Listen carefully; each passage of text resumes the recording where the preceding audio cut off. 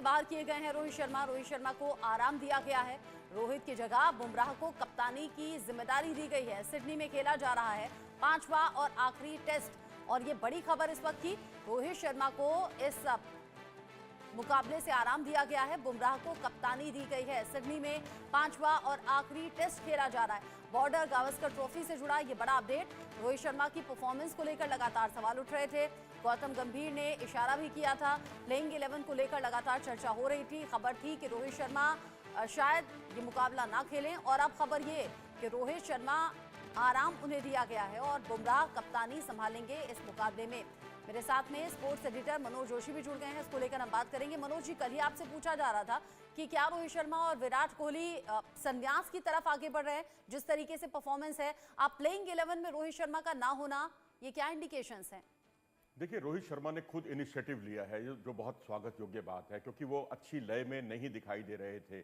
6 run प्रति पारी का उनका औसत था और अगर आप उनके टेलेंडर्स भी देखेंगे, आकाशदीप या उनकी तरफ से नाथन लायन, उनका जो एवरेज है वो भी रोहित शर्मा से बेहतर रहा है। तो ऐसी स्थिति में मैं समझता हूं कि उन्होंने कंडीशंस पूरी तरह से देख ली थी, अंदाजा लगा लिया था और ऐसी स्थिति में उन्होंने जो है इस त्वरित फैसला लिया कि वो नहीं खेलेंगे। लेकिन जो रिटायरमेंट को लेकर पूरे दिन भर जो चर्चा का दौर चल रहा था, वो अब उन्होंने उस पर विराम लगा दिया, उन चर्चाओं पर, क्योंकि अब अगला टेस्ट मैच भारत को 6 महीने बाद खेलना है इंग्लैंड के खिलाफ। तो तब तक वो लय में आने में उनके पास काफ़ी समय रहेगा, बीच में चैंपियंस ट्रॉफी भी रहेगी। तो मुझे लगता है कि उनका ये सही फैसला है कि मौके के नज़ाकत को देखते हुए आप हट गए हैं और शुभमन गिल को मौका दिया। वो बात अलग है कि शुभमन गिल भी वैसा परफॉर्म नहीं कर पाए हैं।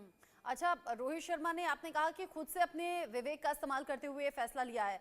क्या विराट कोहली की परफॉर्मेंस पर कुछ असर होगा रोहित के इस फैसले का? देखिए जी, असर तो नहीं होना चाहिए। बहुत पेशेवर क्रिकेट है और प्रोफेशनल क्रिकेटर हैं वो, और वैसा होना तो नहीं चाहिए। लेकिन आज जिस तरह से वो आउट हुए, बस यही बात है, ये बात अच्छी तरह से समझ लेनी चाहिए कि आपको आउट करने के लिए एक गेंद काफ़ी होती है। आपको खूब ललचाया गया, आपको खूब पॉइंट की तरफ और कवर खाली छोड़ दिए गए कि आप शॉट खेलें ताकि उनके एजेस लगें। 5वें 6ठे स्टंप की गेंद जो वो बिल्कुल उसको छोड़ते जा रहे थे, फ्रंट फुट ज़्यादा खेल रहे थे, बैक फुट बहुत कम खेल रहे थे। लेकिन एक गेंद जो बहुत 5वें 6ठे स्टंप पर बॉलैंड की थी, जो कि स्विंग कम सीम का इस्तेमाल बहुत ज़्यादा करते हैं, अच्छी मूवमेंट मिलती है। आज उन्होंने 2 विकेट भी चटकाए, यशस्वी जायसवाल का और विराट कोहली का। उस पर वो बैक फुट पर चले गए और बैक फुट पर जाने के साथ ही जो बाहर जाती गेंद है उस पर उन्होंने छेड़खानी की। आउट होने का तरीका वही है।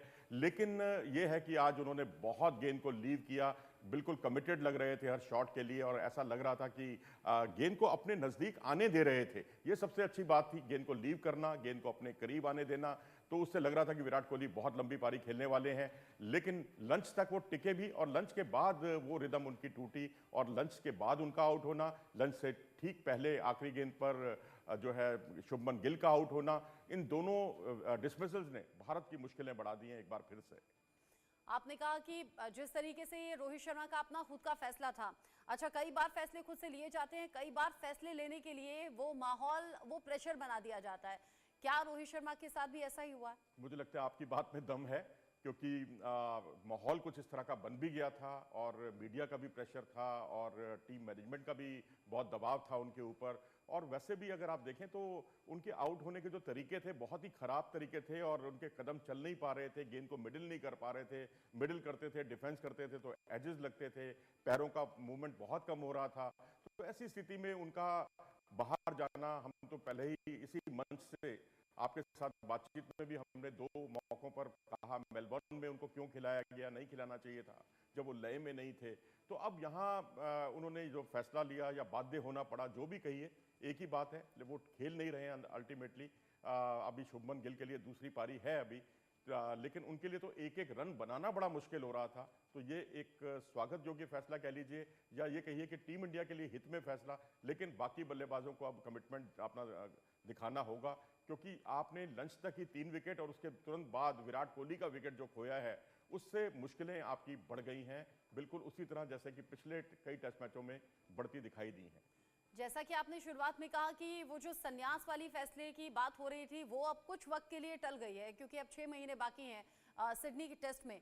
क्या ये समझे? सिडनी का टेस्ट चल रहा है और अगला मैच जो भारत को खेलना है इंग्लैंड से खेलना है। अच्छा, तो जो अगला टेस्ट है उसको लेकर ये जो 6 महीने के अंतराल की बात आपने कही, क्या इस बीच फिर रोहित शर्मा और विराट कोहली को खुद पर बहुत ज्यादा ध्यान देना होगा, बहुत ज्यादा फोकस करना होगा अपनी परफॉर्मेंस पर?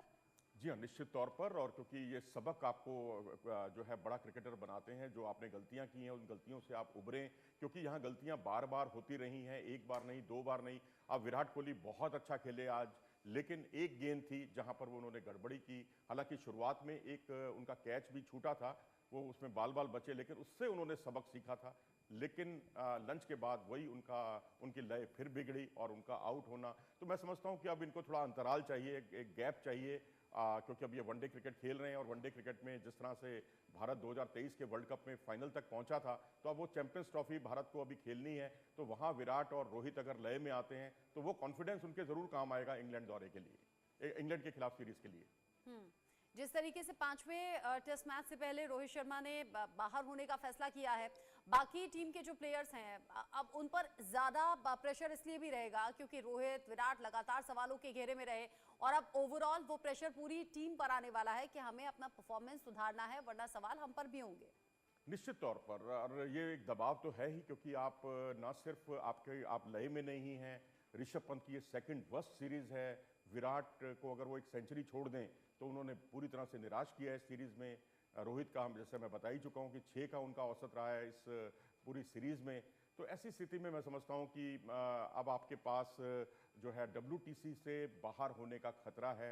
अगर आप हारते हैं तो आप WTC के फाइनल में नहीं पहुंच पाएंगे, और ना सिर्फ आप ये सीरीज जीत पाएंगे, क्योंकि सीरीज जो है जीतना तो खैर अब दूर, सीरीज बराबर नहीं कर पाएंगे आप, क्योंकि आप सीरीज में पिछड़ रहे हैं इस समय। लेकिन अगर आप ये मैच जीतते हैं तो सीरीज बराबर करके आप बॉर्डर गावस्कर ट्रॉफी को अपने नाम कर सकते हैं, क्योंकि बॉर्डर गावस्कर ट्रॉफी पिछली बार भारत ने ही जीती थी। लगातार 4 सीरीज जीतने के बाद यदि आप हारते हैं तो सवाल तो देखो उठेंगे ही, कोच पर भी, कप्तान पर भी और टॉप ऑर्डर की बल्लेबाजी पर भी। अब इन सवालों से बचना भी होगा, परफॉर्मेंस पर सुधार भी देना होगा, और ये जो 6 महीने का वक्त मिला है इसमें बेहतर तरीके से अपने परफॉर्मेंस को सुधारने के लिए पॉजिटिवली प्रेशर भी रहेगा और वो प्रैक्टिस भी जरूरी रहेगी। देखना होगा कि जो धुरंधर हैं टीम इंडिया के और जो सीनियर्स हैं वो कैसे इस परफॉर्मेंस को सुधारते हैं। बहुत शुक्रिया मनोज जी आपका, ये सभी चर्चा और सभी डिस्कशन हमारे दर्शकों तक